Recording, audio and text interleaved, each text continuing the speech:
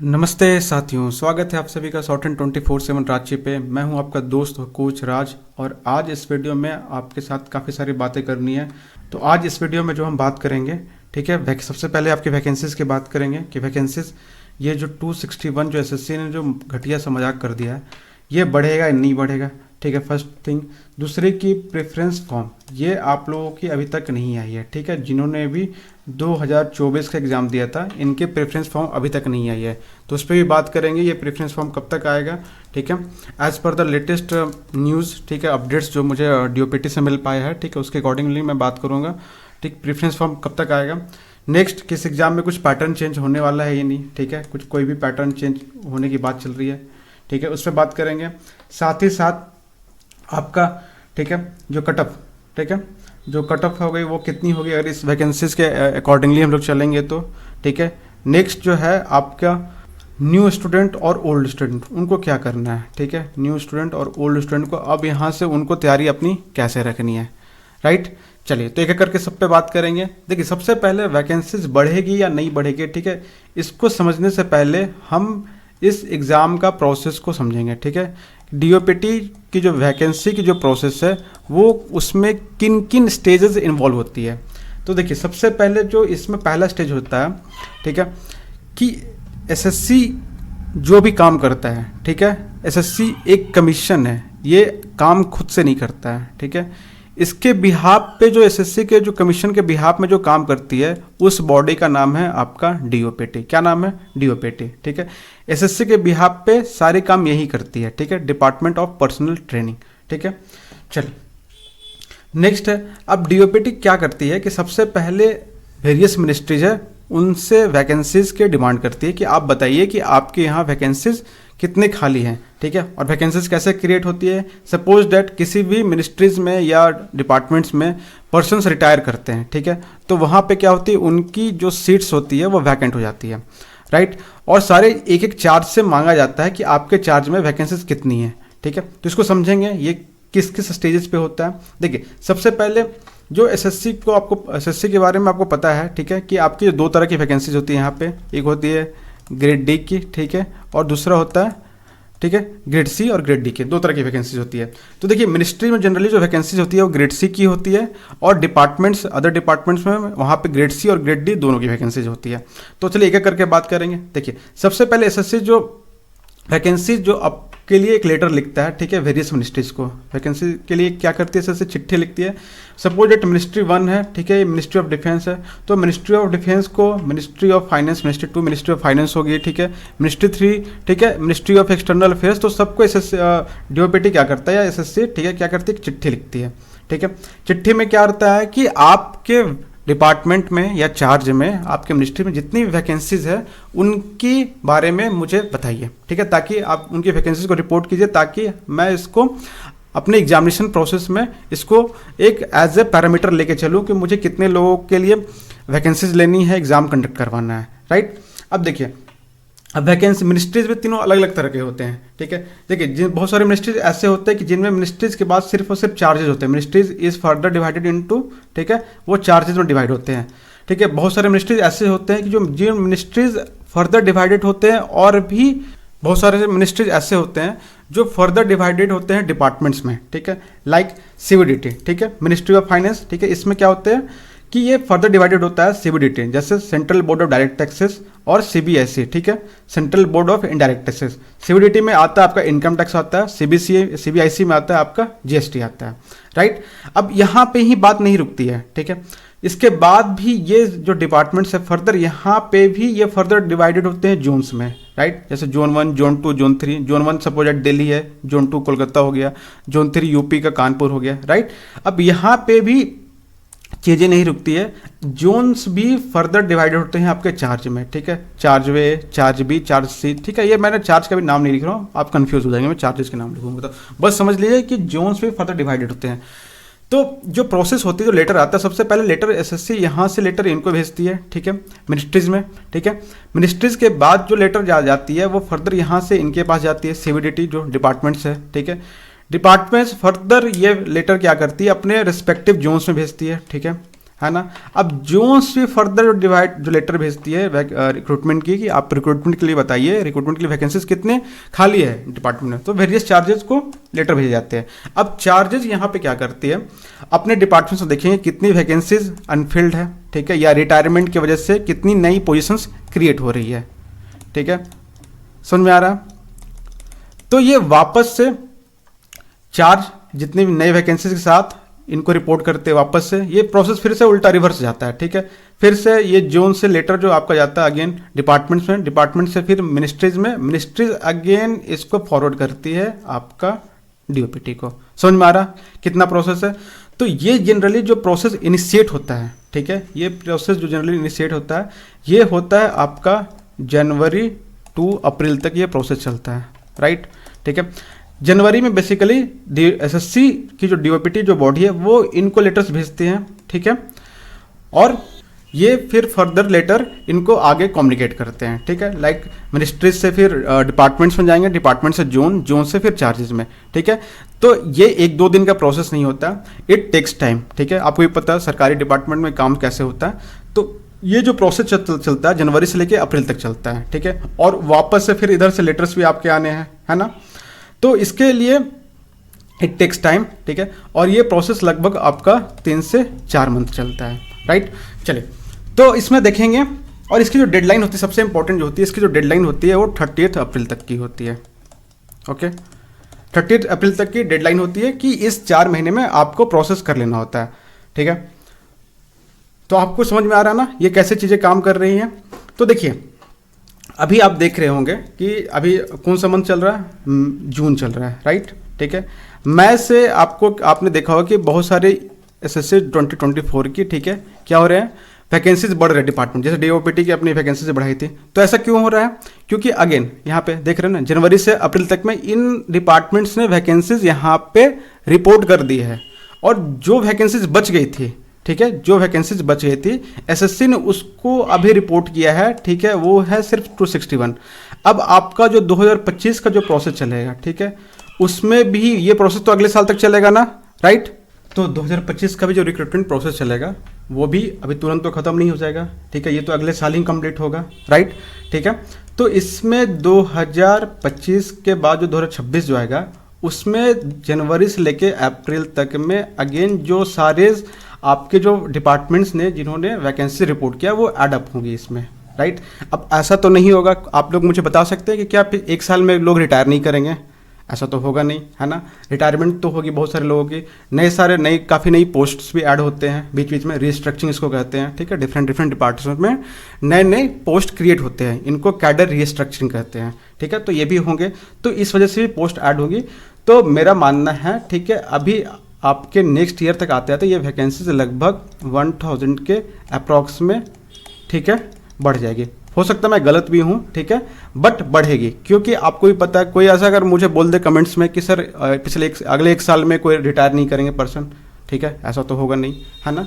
तो ठीक है, समझ में आ रहा है आप लोगों को। तो ये वैकेंसीज बढ़ेगी। अब समझ में आया, मैंने आपको पूरा प्रोसेस समझाया कि प्रोसेस कैसे काम करती है, ठीक है, और उसके बाद मैंने आपको टोटल एक साइंटिफिक वे में बताया कि वैकेंसीज कैसे बढ़ेगी, राइट। नेक्स्ट जो है आपका वो हम बात करेंगे प्रेफरेंस फॉर्म के बारे में, कि प्रेफरेंस फॉर्म कब आएगा।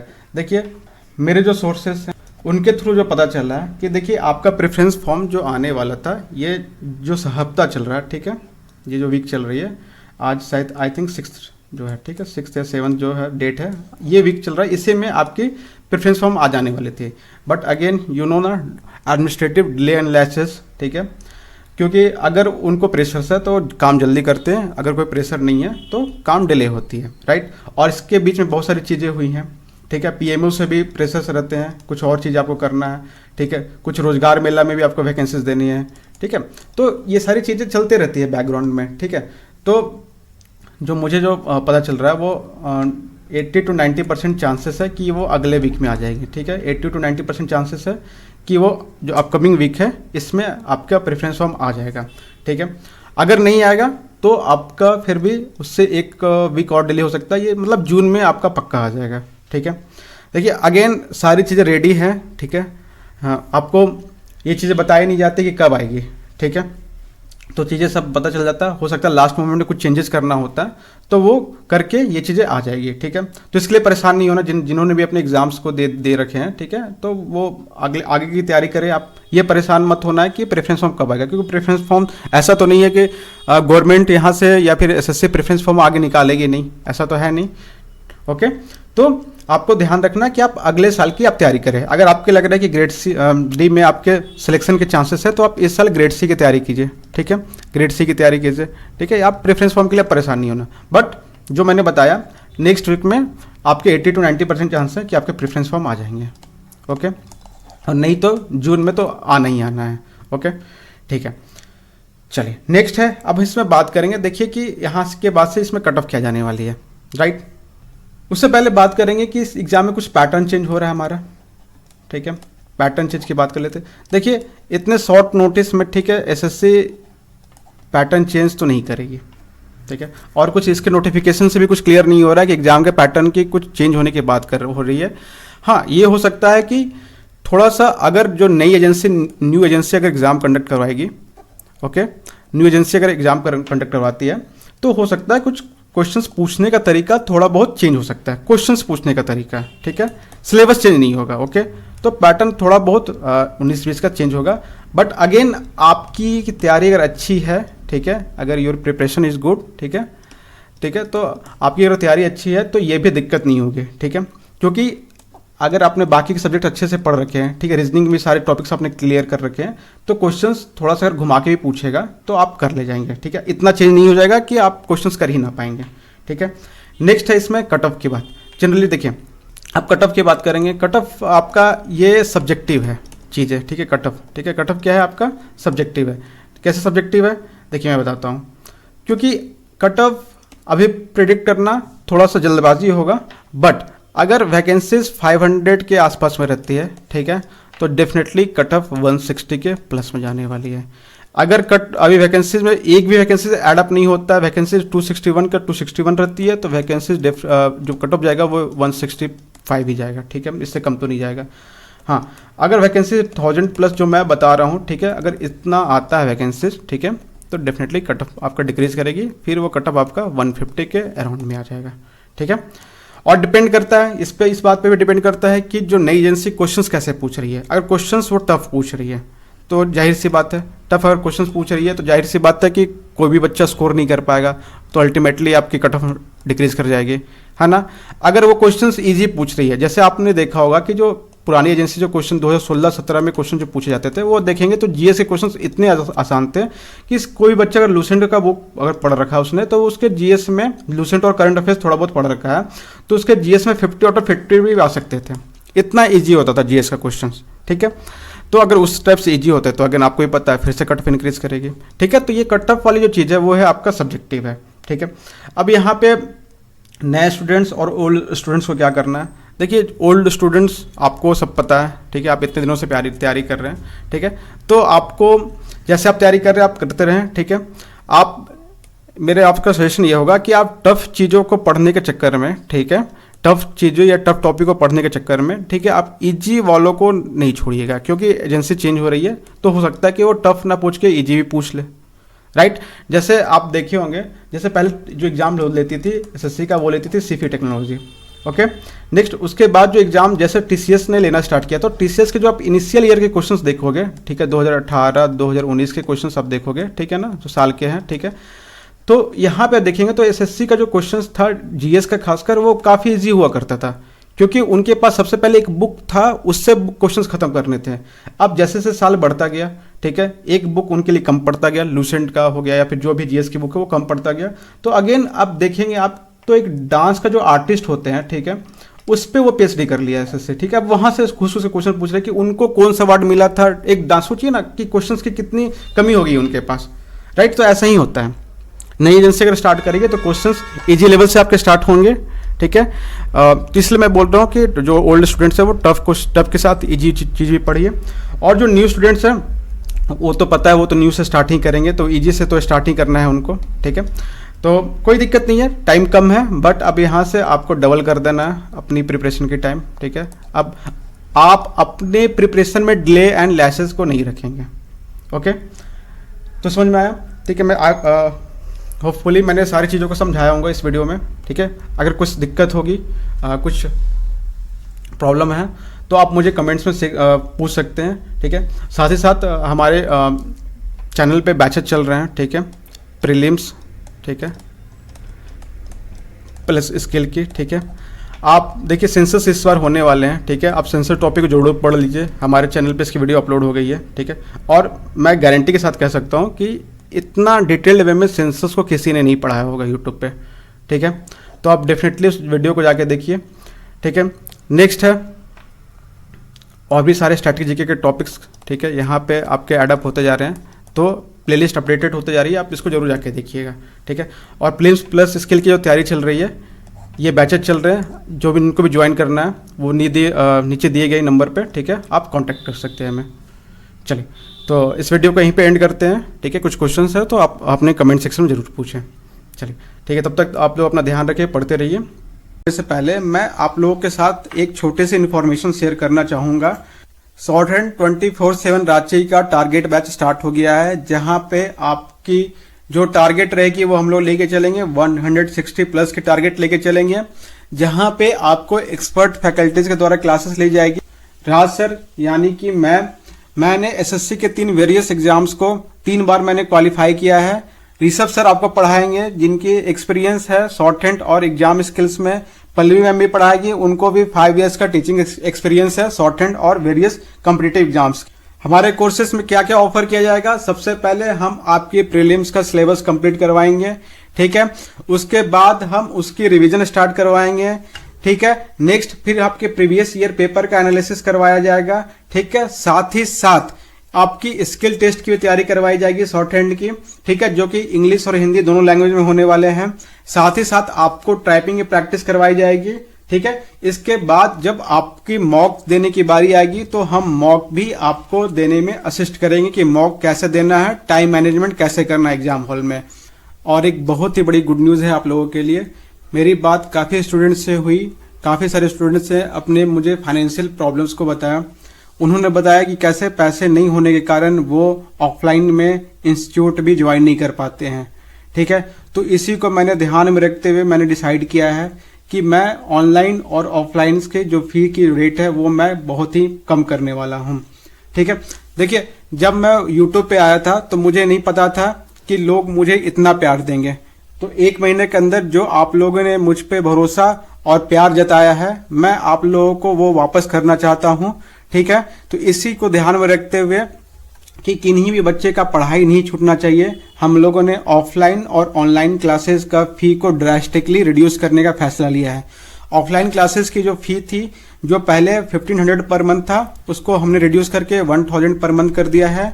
और जो 7000 थी, जिसकी वैलिडिटी 6 मंथ होती थी वन टाइम में, उसको हमने रिड्यूस करके 6000 कर दिया है टिल स्किल एग्जाम को। अगर आप वन टाइम में पेमेंट करते हैं तो सिर्फ और सिर्फ आपको 6000 देने होंगे। इसकी वैलिडिटी टिल स्किल एग्जाम रहने वाली है, लगभग 1 साल मैं आपको इसी फी में पढ़ाऊंगा। और ऑनलाइन क्लासेस की भी फी हमने काफी रिड्यूस कर दिया है। वो अगर आप मंथ बेसिस पे ज्वाइन करते हैं तो 1000 पर मंथ होने वाली है, और अगर आप वन टाइम में पेमेंट करते हैं तो सिर्फ और सिर्फ आपको पेमेंट करना होगा 5000 टिल स्किल एग्जाम, जो कि वन टाइम में होने वाला है। ठीक है, तो इसमें मैं आपको प्री और स्किल दोनों पढ़ाऊंगा। देखिए जब मैं भी तैयारी करता था तो उस समय काफी स्टूडेंट्स थे जो पैसे के कारण अपना पढ़ाई को बीच में ही छोड़ देते थे। ठीक है, तो मैंने वो समय देखा है, उस समय तो मैं कुछ नहीं कर सकता था। तो आज मेरे पास मौका है, उसी को ध्यान में रखते हुए, और किसी की भी पढ़ाई छूटनी नहीं चाहिए, इसको ध्यान में रखते हुए हमने फी को काफी रिड्यूस कर दिया है। ये वैलिड होने वाले है फर्स्ट 100 स्टूडेंट्स के लिए टिल 31 मई। उसके बाद ये फी नॉर्मल हो जाएगी। देखिए ऑफलाइन क्लासेस के अपनी बेनिफिट है। उनको बेनिफिट क्या होने वाला है कि उन्हें मुझसे डायरेक्ट इंटरेक्शन करने का मौका मिलेगा। पर्सनलाइज्ड वो अपनी डाउट क्लियरिंग मेरे साथ कर सकते हैं। पीयर लर्निंग मिलेगी। पीयर लर्निंग में आपको अपने फेलो स्टूडेंट्स के साथ बैठ के सीखने का मौका मिलेगा। एग्जाम टाइप की फीलिंग आएगी आप लोग को, उनके साथ आप बैठेंगे तो आपको मोटिवेशन भी मिलेगा। ठीक है, और ज्यादा से ज्यादा ऑफलाइन में रिसोर्सेज को एक्सेस कर सकते हैं, फिजिकल स्टडी मटेरियल्स और मॉक टेस्ट इन सेंटर में भी आपको फैसिलिटी मिलेगी। आप मॉक टेस्ट को सेंटर पे भी लगा सकते हैं। ठीक है। साथ ही साथ आपको लाइब्रेरी की फुल टाइम लाइब्रेरी की फैसिलिटी मिलेगी वहां पे। ये तीनों चीज प्रीलिम्स, स्किल और लाइब्रेरी फैसिलिटी आपको 1000 पर मंथ की फी में आपको मिलने वाली है।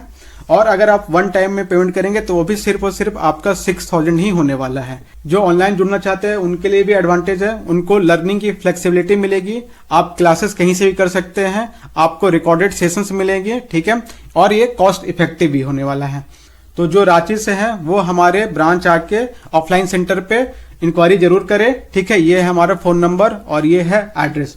और जो ऑनलाइन जुड़ना चाहते हैं वो मुझे डायरेक्ट कॉल कर सकते हैं। तो ये काफी गोल्डन अपॉर्चुनिटी है, इसको आप मिस ना करें, ठीक है।